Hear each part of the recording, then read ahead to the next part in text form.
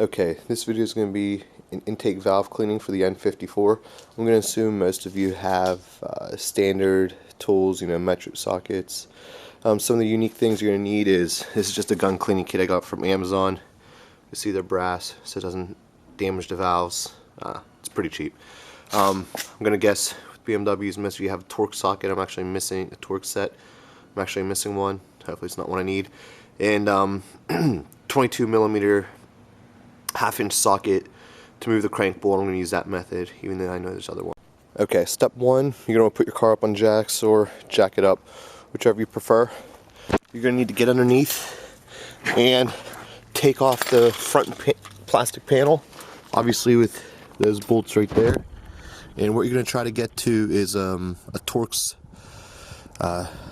screw that holds part of the radiator fan down. So we're going to do that, and I'll show you after I take this cover off.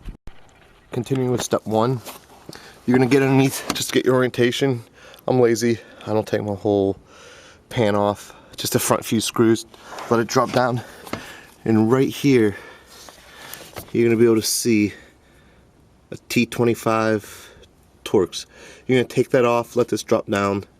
Don't put your pan back up yet, because you're going to have to connect that at this last step once you get your valve cleaning done. So that bolt right there is the first one you're going to want to take off. Alright, I prefer to work with my car off the jack stands for the actual valve cleaning. So step two, I'm going to pull your car wherever you want to, go to the trunk, and you're going to remove the negative terminal. It's a 10mm socket right there, as you can see. Going to disconnect the battery, make sure there's no... Alright, step three, I'm pretty sure most of you are going to be familiar with. We're going to remove air cleaner cover, the big plastic cover here. You can all see the standard bolts. Pull out your little clips and remove your engine cover. That's step three. I'm not going to really explain it because it's pretty self-explanatory. Step four is going to be multi-step. You're going to use your T20 Torx again. Remove the duct work right here. You can see there's a screw there.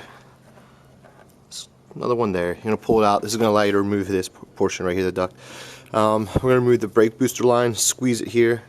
As you can see, I've already broke half of it. This has always been tricky for me. Get this part off. We're going to tuck it away. And then everyone might have a different DCI depending on what it is. I'm just going to remove both of them with my single screw down there. So that's going to be the next step here. I'm probably going to lose track of these steps, so I'm just going to start saying next step.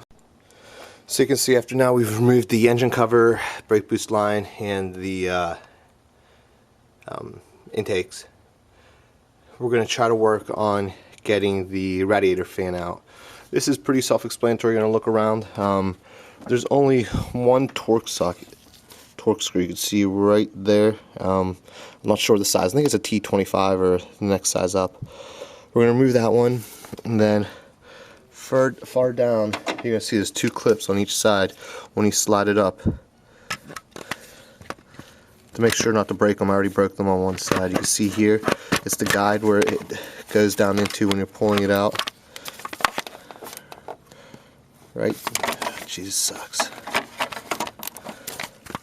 Right there's the guide. So when you slide up, it's going to be on both sides.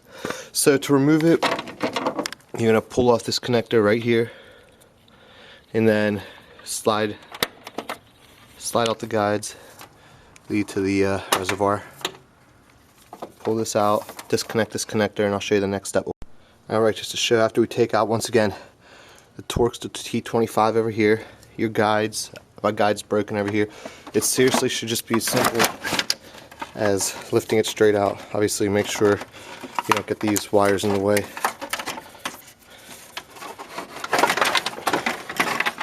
Alright, that's easy fan removal. Also, you could use that step two. That's why step one, you had to remove that Torx socket on the bottom, and you had to remove it. And so there you have access. Alright, these next few steps are going to vary. I have meth, so it might look a little different than yours. We're just going to start with these quick snap disconnects. Everyone's familiar with them. Twist counterclockwise, they come off. The other one back here, twist counterclockwise. If you haven't done this before, they're probably going to be pretty tight. Well, I'm not going to show you how to do all those, but I'll twist them, take them off. What we have to do next is remove this entire charge pipe up to the throttle body.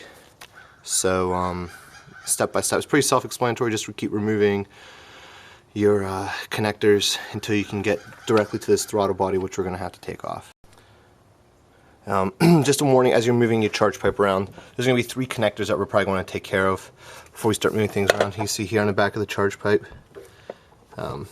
way down here, what you're going to do is get your little screwdriver under the back end of it, lift up the latchet, and then pull out the connector. Obviously be careful. Second one is going to be similar to your brake booster. You can see there, it's kind of hard to see, it's around the back of the throttle body. You're going to squeeze it and pull it out. If you can see right here, my hands are in the way. You're going to squeeze it right here on the back of the throttle body, right above the intake manifold nipple that everyone seems to break. There it is. So you're going to squeeze that, pull it straight back. Like I said, if you haven't done this before, it might be a little tighter than usual. And the third one, once again, it's the same as the connector on the charge pipe. It's going to be, get a screwdriver underneath here, pull it out. So let's take care of those 3 first, because while you're moving your charge pipe, you definitely want to make sure not to break any of these connectors. So if you want to do these steps before taking off your charge pipe. Okay, now we got this 3 sensors disconnected. We're going to need to make some room for when we pull out the intake manifold. So there's a power box underneath. We're going to need to make some room with these wires. There's a little snap right here we're going to pull out, which leads to multiple connectors. Going to just pull these out, nice and standard, nice and easy, pull straight out. And then along the fuel rail, you're going to see there's little clip outs. Just pull all these hoses out. It's going to give yourself some room.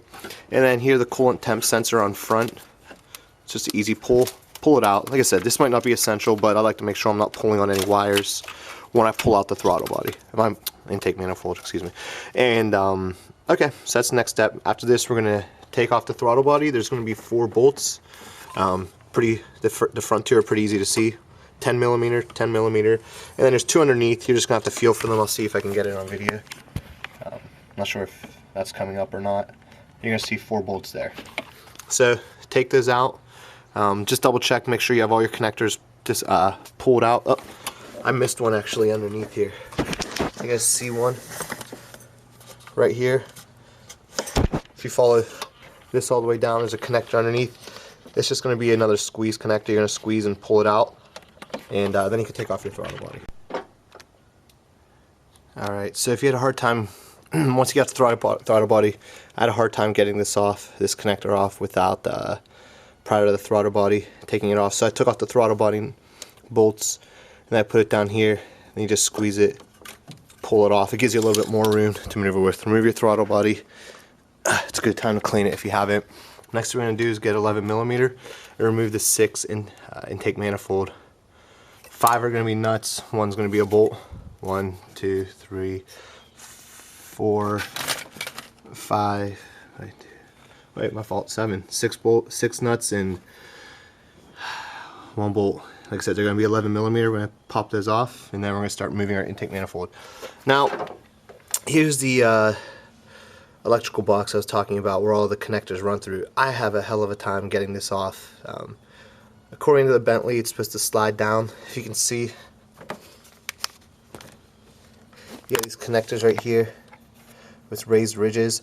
I've tried PB blasting them, letting it sit for an hour, done everything. Every time I do this, I can't get this junction box to pull and slide down. Like I say, you're supposed to just be able to pull it and slide down. So I'm going to show you an alternate method, or you can call it a ghetto method. It's the only other way I know how. We're going to, once we start pulling out the intake manifold, we're going to disconnect some connectors behind this junction box, and it's going to give us some room to move. We're not going to be able to pull out the intake manifold completely.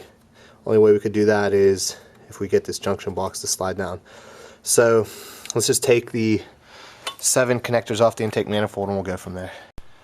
Okay, taking off the bolts and nuts for the intake manifold. Also, we want to release the brake booster from underneath the intake manifold. You're going to look, you're going to see right there is the connector where the brake boost was, brake boost line. Once again, it's just another, they love this squeeze things. Squeeze it, so it was sitting down there like that. Reach underneath, squeeze it, pull it out. Obviously, excuse me, you can see why you want to pull this out. It'll also be in the way when you pull off the intake manifold.